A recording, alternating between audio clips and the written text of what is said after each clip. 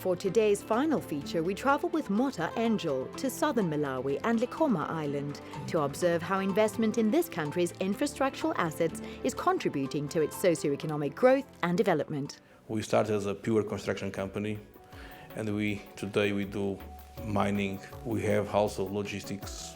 We have the whole operation of the ports in the lake. Main city from here, it's about 100 kilometers say from our camp. Previously, it had to take people 3-4 hours to make it to the nearest town, Blantyre. The Bangula Road was a project financed by EU and Malawi government. It is an extremely important road because it is a north-south corridor. Here in this area, we produce a lot of livestock which has to be transported to urban areas like Blantyre. And having no good infrastructure makes life very challenging. Sometimes transporters would even refuse to come to an area where the road is going to wreck their cars. Yeah.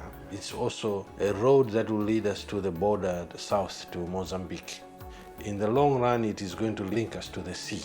So Malawi being landlocked, I think it's the beginning of the opening.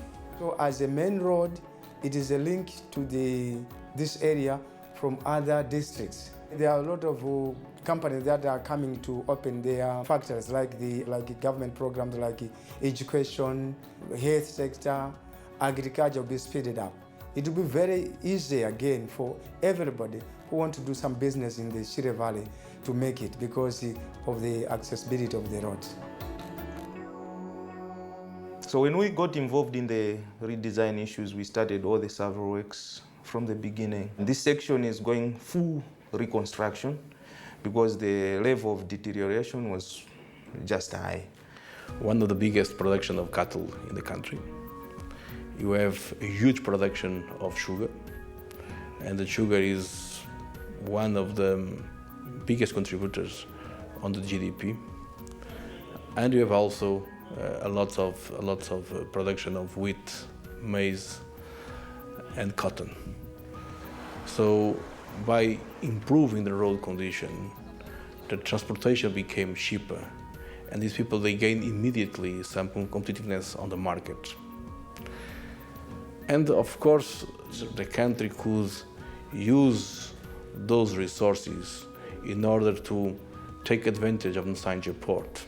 The people of Ngabu, Chikhwawa, Nsanje, I think the number one thing they could ask for was the road. You need a road for people now to start thinking. Now we must move forward. One day I was supervising the roads, and one gentleman on a bicycle stopped right next to me. "Sir, I'm coming to say thank you to you, sir, because my wife was pregnant, and we managed to get her to a hospital, and I can save my wife and my son." Building a lot of roads on these locations, we contribute directly, indirectly for the alleviation of poverty. The people benefits immediately from a fast access for goods and people transport. People can access to hospitals, to health, they can do it fast.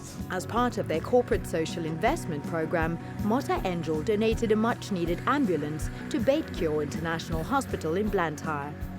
This used to be, and until recently, was the largest clubfoot treatment program in the world, with over 5,500 children in treatment. Malawi is making good progress towards meeting a number of the Millennium Development Goals, but orthopedics, which is our main focus, doesn't feature in the Millennium Development Goals. Orthopedics is really the hidden part of the iceberg in sub-Saharan Africa when it comes to medical treatment. Malawi is a less developed country. Nearly half the children here at the age of 5 are stunted. They have poor nutrition and they have very poor access to healthcare. So if you have a child in Malawi born with a physical disability, the opportunity for them to have that physical disability corrected, perhaps through a very minor surgical procedure, is very slim. And that's who we have at our heart.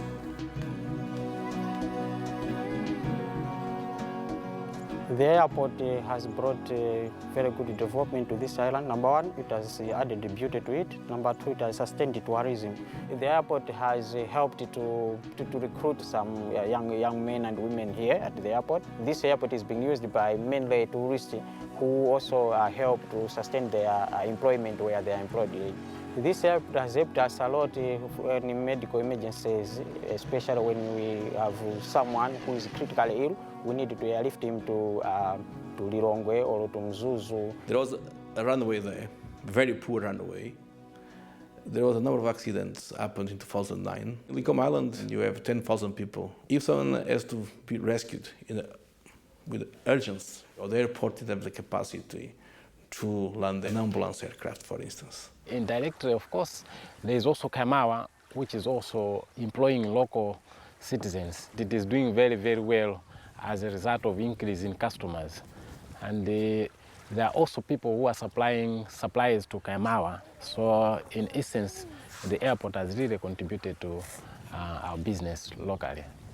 By having that kind of runway there, that has upgraded the safety and the quality of the service of Chikhwawa.